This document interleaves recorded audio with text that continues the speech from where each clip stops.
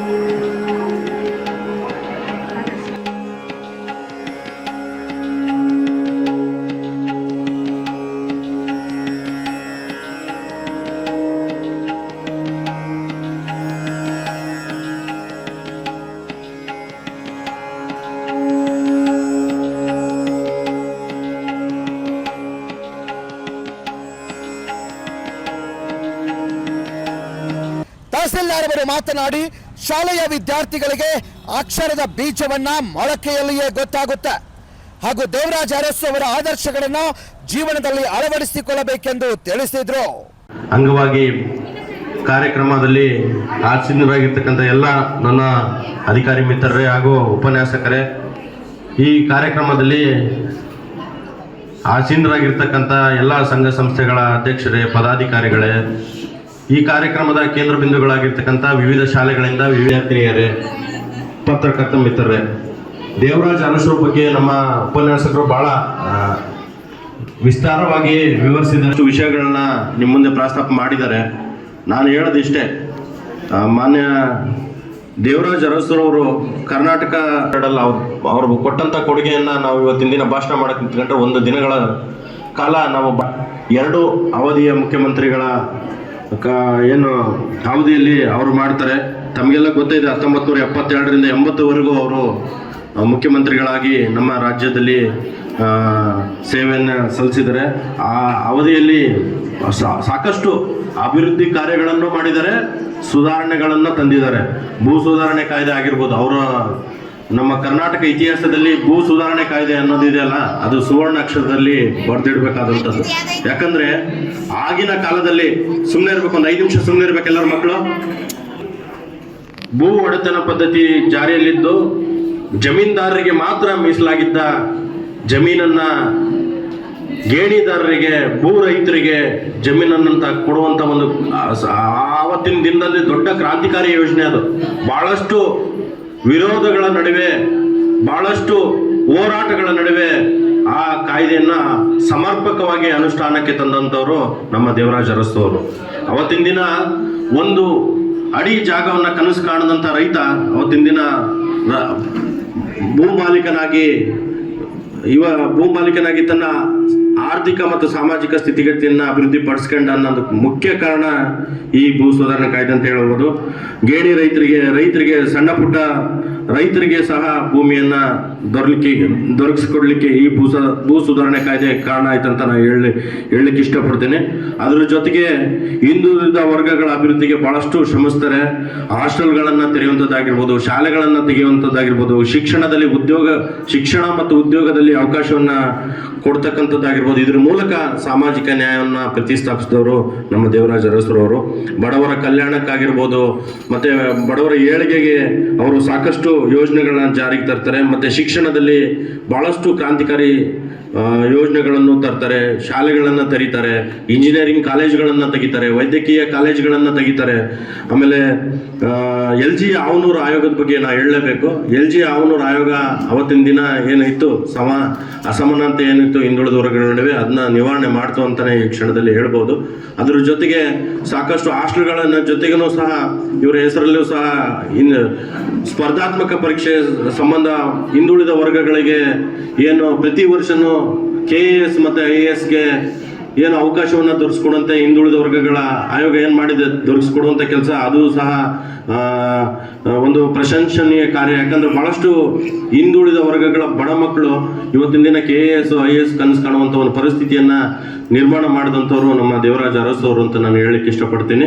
ಅದರ ಜೊತೆಗೆ ಇಲ್ಲಿವರೆಗೂ ಸಹ ತಾವೆಲ್ಲ ಬಂದು ನಮ್ಮ ಹಿಂದುಳಿದ ವರ್ಗಗಳ ಆಯೋಗದ ಹಿಂದುಳಿದ ವರ್ಗಗಳ ಇಲಾಖೆಯ ಅಧಿಕಾರಿಗಳು ಬಹಳಷ್ಟು ಅಚ್ಚುಕಟ್ಟಾಗಿ ಆಯೋಜನೆ ಮಾಡಿದ್ದಾರೆ. ಬೆಳಗ್ಗೆ ಪ್ರಭತ್ ಬೇರಿ ಸಹ ಬಂದಿದ್ದೀರಿ, ಮತ್ತೆ ಪ್ರಬಂಧ ಸ್ಪರ್ಧೆಗಳನ್ನು ಮತ್ತೆ ಭಾಷಣ ಸ್ಪರ್ಧೆಗಳನ್ನು ಆಯೋಜನೆ ಮಾಡಿ ದೇವರಾಜ ಅರಸು ಅವರ ಬಗ್ಗೆ, ಅವರ ಒಂದು ಜೀವನ ಚರಿತ್ರೆ ಬಗ್ಗೆ ಮಕ್ಕಳಿಗೆಲ್ಲ ತಿಳಿಸ್ತಕ್ಕಂಥ ಕೆಲಸವನ್ನು ಇಲಾಖೆಯವರು ಮಾಡಿದ್ದಾರೆ. ಈ ಕಾರ್ಯಕ್ರಮ ಸೊಗಸಾಗಿ ಮೂಡಿ ಬಂದಿದೆ. ಮತ್ತೆ ಇನ್ನೊಂದು ಮುಖ್ಯವಾಗಿ ಹೇಳಲಿಕ್ಕೆ ಮರೆತೆ, ನಮ್ಮ ನಾರಿಯಳ್ಳ ಅಡಿಗಲ್ಲು ಪೂಜೆ ಮಾಡಿದವರು ದೇವರಾಜ ಅರಸು ಅವರು. ಬಹಳಷ್ಟು ಜನ ಅದು ದೇವರಾಜ ಅರಸು ಅವರು ಮಾಡಿದಂಥ ಕಾರ್ಯ. ಇವತ್ತಿನ ದಿನ ಅವ್ರನ್ನ ನೆನೆಸ್ಬೇಕು ನಾವು ಸಂಡೂರಿನ ಜನತೆ ಅಂತ ಹೇಳ್ತಾ ಈ ಕಾರ್ಯಕ್ರಮವನ್ನ ಇಲ್ಲಿ ಮಾತಾಡ್ಲಿಕ್ಕೆ ಅವಕಾಶ ಮಾಡಿಕೊಟ್ಟಂತ ಎಲ್ಲರಿಗೂ ಹಾಗೂ ಈ ಕಾರ್ಯಕ್ರಮ ಯಶಸ್ವಿಗೊಳಿಸಲಿಕ್ಕೆ ಕಾರಣರಾದಂಥ, ಪ್ರತ್ಯಕ್ಷವಾಗಿ ಮತ್ತು ಪರೋಕ್ಷವಾಗಿ ಕಾರಣರಾದಂಥ ಎಲ್ಲರಿಗೂ ನನ್ನ ಅಭಿನಂದನೆಗಳನ್ನು ತಿಳಿಸ್ತಾ ನನ್ನ ಮಾತುಗಳನ್ನು ಮುಗಿಸ್ತೀನಿ. ಧನ್ಯವಾದಗಳು. ಆಡಬೇಕೆಂದು ಕೇಳಿಕೊಳ್ಳುತ್ತೇನೆ.